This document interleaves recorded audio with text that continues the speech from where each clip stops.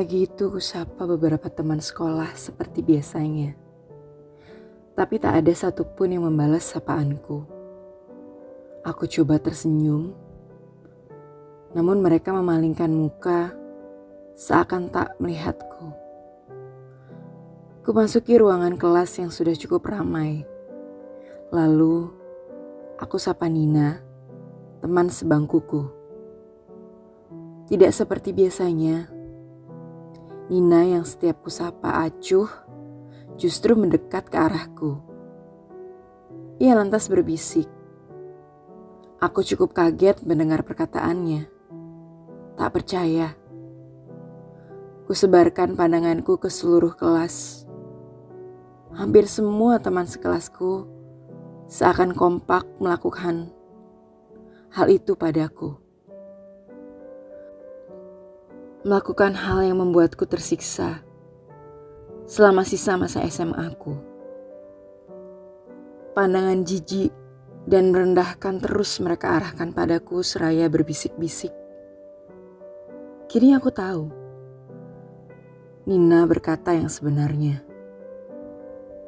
Dengan perasaan tak menentu, aku coba menanti kedatangan Nesti, sahabatku sejak SMP. Hitungan menit bagaikan hitungan hari.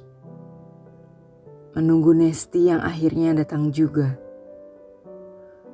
Bergegas ku hampiri dia lalu mengajaknya bicara.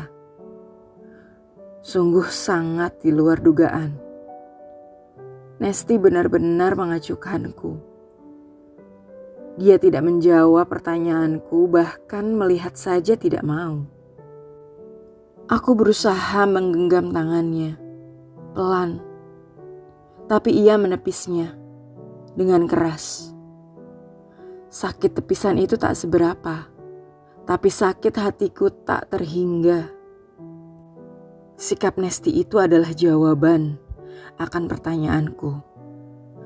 Benar sudah yang dikatakan Nina, semuanya. Nestilah yang menyebarkan semua berita buruk tentangku pada teman-teman sekolah. Aku bagaikan patah hati. Sekujur tubuhku seakan lemas tak bertenaga. Dengan penolakan yang sangat menyakitkan itu, aku kembali duduk di bangku, di samping Nina yang memandangiku. Aneh, sungguh aneh. Nina yang selama ini menjadi orang paling cuek dan jutek yang pernah ku kenal, justru seakan ingin menguatkanku. Sedangkan Nesti, yang sejak SMP menjadi orang terdekatku, orang yang paling kupercayai, malah mengkhianatiku sebegitu hebatnya.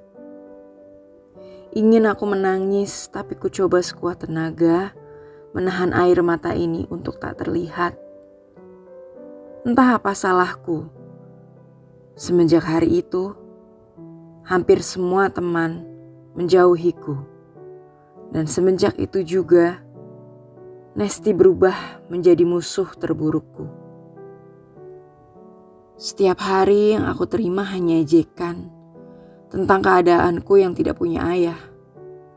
Keadaan ekonomiku yang berkekurangan. Hingga status ibuku yang janda dan bekerja di klub malam. Semua ejekan itu setiap hari harus kutelan bulat-bulat tanpa bisa melawan, karena aku tak berdaya. Seakan itu menjadi momok yang selalu kutakuti, tapi mesti kuhadapi. Nina satu-satunya yang mampu membuatku kuat menghadapi itu semua dan bertahan hingga lulus dari sekolah. Barangkali Nina juga punya andil untuk membuatku tetap fokus dan bisa mempertahankan semua prestasi. Hingga aku mendapatkan beasiswa untuk kuliah. Bukannya Nina adalah sang pahlawan yang selalu membelaku saat diejek dan dihina. Tapi ia selalu menemani dan berusaha menguatkanku ketika itu semua terjadi. Dan bagiku, Itu saja sudah cukup. Karena aku tahu keadaan Nina tak jauh lebih baik dariku, baik di rumah maupun di sekolah. Kami hanya sanggup saling menguatkan. Ya, bisa dibilang kami menjadi orang buangan yang tak diharapkan.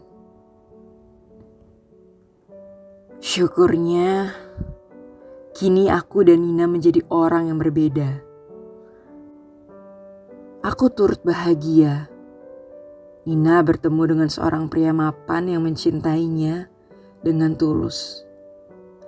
Kini ia pun memiliki usaha kuliner yang laris manis dan terkenal. Sedangkan aku, ya meski belum kaya raya, tapi aku berhasil menjadi salah satu eksportir bulu mata palsu yang cukup sukses. Karyawanku banyak. Aku punya uang dan mandiri. Punya properti, kendaraan, tabungan. Bahkan kini ibuku selalu menerima uang lebih dari yang dia butuhkan, tanpa harus bekerja lagi. Namun, seperti ada yang hilang dalam hidupku, dalam hatiku. Aku tak tahu apa. Mungkin bagi sebagian orang aku aneh. Mungkin aku dinilai menyimpang, tapi entah mengapa, hingga umurku menginjak kepala 3, sampai saat ini aku belum pernah tertarik untuk menjalin hubungan dengan siapapun. Tak tahulah, mungkin aku tidak pernah mau berakhir seperti ibu. Begitu cinta pada lelaki, namun ditinggal pergi. Lalu hidupnya jadi sengsara dan menulari kehidupan anaknya, aku. Orang bilang, waktu akan menyembuhkan luka, tapi tidak bagiku. Buatku, waktu tak menyembuhkan apapun. Dalam waktu, justru aku menanggung dan merasakan semua beban itu sendirian. Hingga kini, aku memang tak pernah disakiti secara fisik oleh teman-teman SMA aku dulu. Tapi semua menyiksaku lewat kata-kata yang mampu melukai hati dan pikiranku. Bahkan lukanya tak kunjung membaik. Di saat orang-orang yang melukaiku itu sudah bergerak maju, tapi jiwaku masih terkurung di dalam sekolah itu.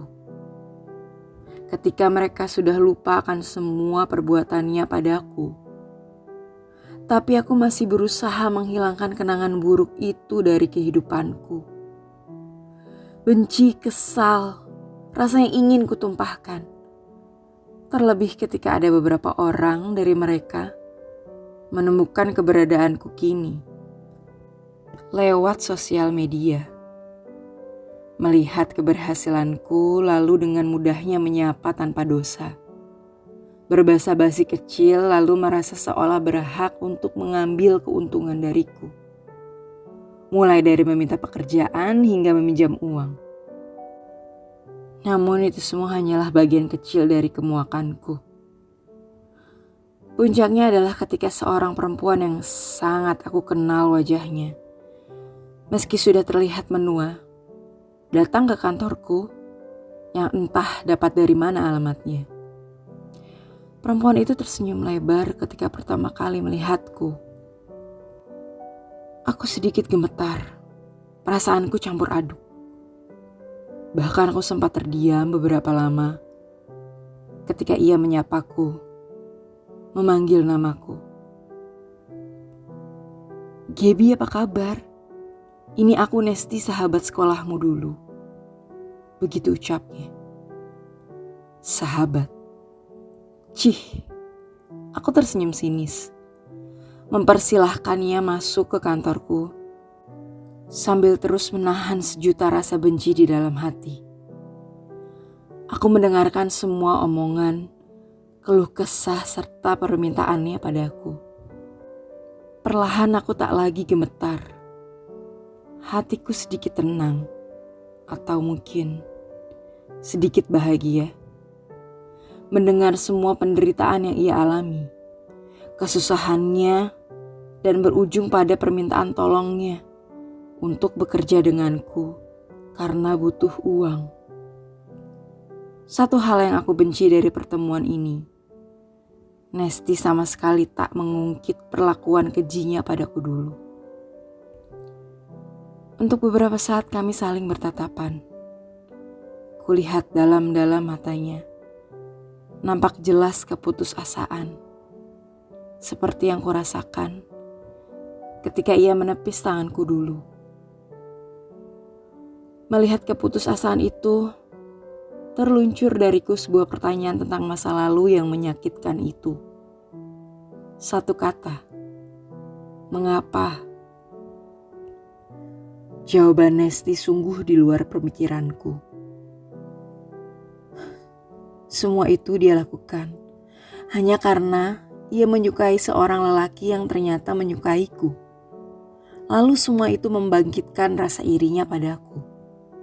Ia merasa bahwa tak adil baginya yang berasal dari keluarga baik-baik saja, tapi tak bisa seperti aku yang berasal dari keluarga tak sempurna. Aku bisa disukai banyak orang, pintar, dan memiliki tampilan yang menarik. Kini, Nesti menyesal.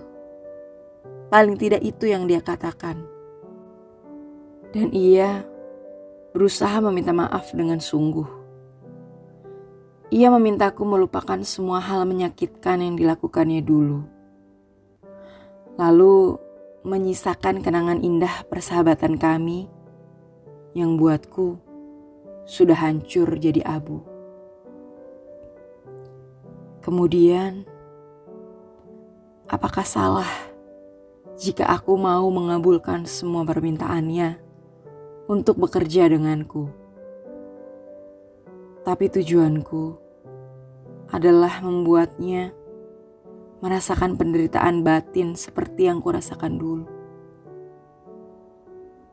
Bagaimana menurutmu?